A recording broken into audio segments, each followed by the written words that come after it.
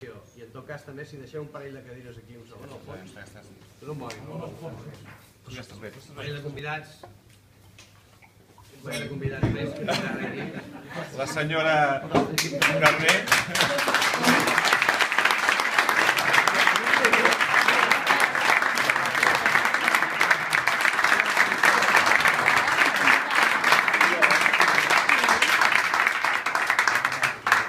Hem cregut important un dia com avui portar les dues persones que potser han patit més aquests 4 anys del Ramon i ens semblava que realment havíeu d'estar i viure aquest moment que per nosaltres és molt especial, pel Ramon crec que també i crec que per vosaltres també ho serà.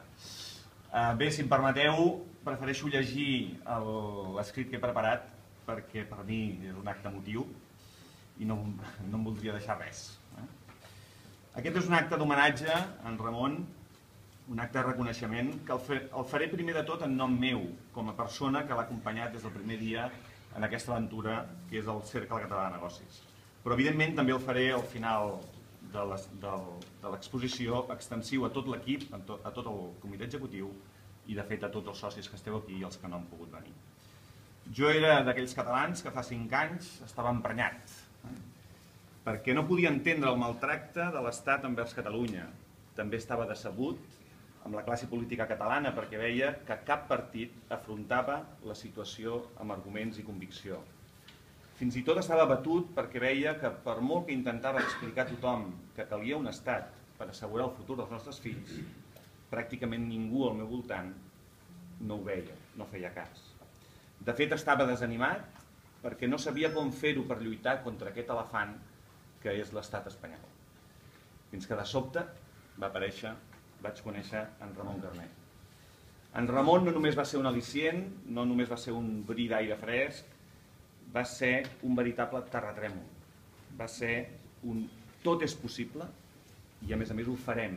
No està per fer, no, ho farem. En Ramon era foc en estat pur. De seguida em va convèncer que calia fer una cosa nova. Sempre deia, una cosa nova, hem de fer una cosa nova. Una associació d'empresaris, independentistes, que s'estimaven el país, un lobby de pressió cap als partits polítics i de fet vaig apostar de ple de seguida en la creació del CCN. La rauxa i el seny català es posaven d'acord per anar junts i menjar-nos el món. De debò jo pensava, i crec que en Ramon també, que ens menjaríem el món.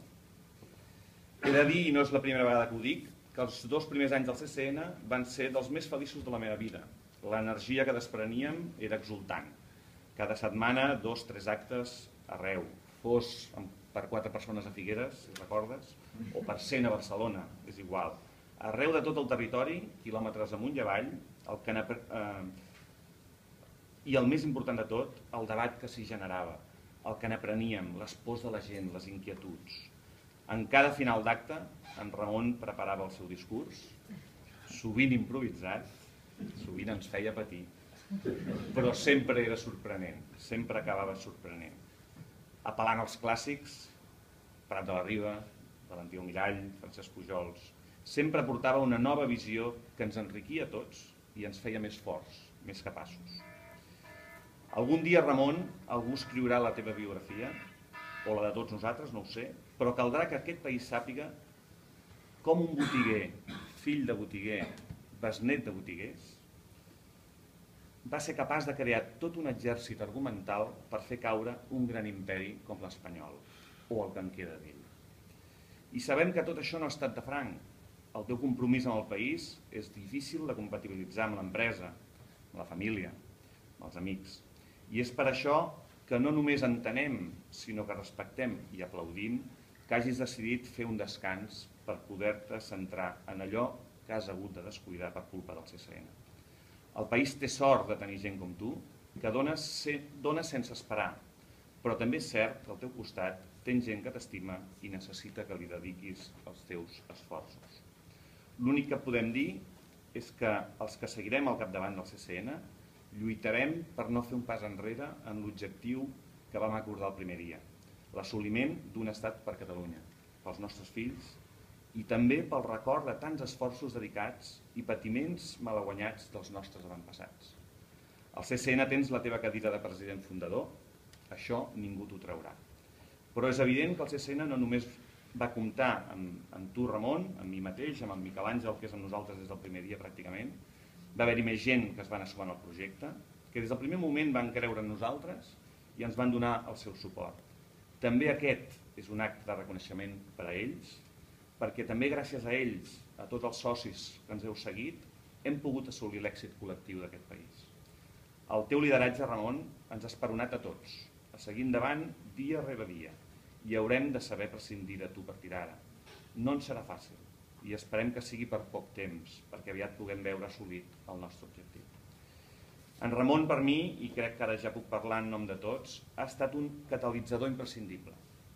Res hauria estat el CSN sense ell, de fet no hauria existit, i per tant, per nosaltres que creiem que hem estat claus en el procés, en Ramon representa una peça única i insubstituïble durant aquests primers anys, no en tinc cap mena de dubte. Quants milers de persones hem convençut en presentacions, en estudis, en articles, en vídeos, en llibres. Ramon, tot això sense tu no hauria estat possible.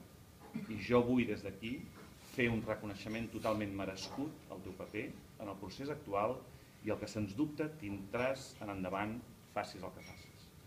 Tu sempre seràs el president fundador del Cercle Català de Negocis i el teu nom haurà de ser els llibres d'història de la història de la Catalunya independent. Ramon, de tot cor, moltes gràcies per ser com ets, per haver fet el que has fet. En nom de tots nosaltres, moltes gràcies i visca Catalunya.